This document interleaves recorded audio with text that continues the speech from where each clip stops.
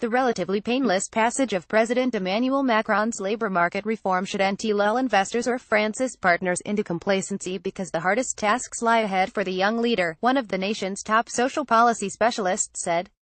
Revisions to labor rules that give French companies more power to negotiate hours and pay and limit penalties for wrongful dismissal were signed into law by the 39-year-old president last month.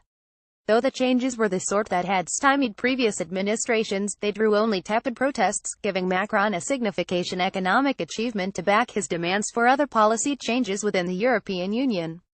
Now, he is embarking on an overhaul of France's unemployment insurance and training systems, with the problem of the country's deficits generating retirement system looming. Not only could those subjects prove explosive, but Macron didn't set out his plans in those areas clearly during the election campaign, weakening his ability to claim a mandate to change them.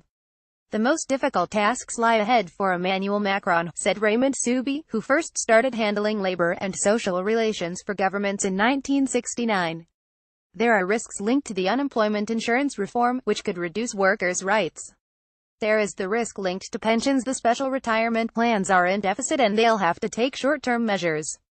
And there are political risks, falling popularity as social affairs advisor to President Nicolas Sarkozy between 2007 and 2010. Soubi, 77, was one of the key players who helped that government push through an increase in the retirement age, an effort which brought about 1 million protesters in the streets across France. He was also involved as a mediator in the 3-week strike that paralyzed France in 1995. Macron began talks with unions and business lobbies on overhauling the unemployment insurance system on October 12 and aims to write changes into law by the middle of next year.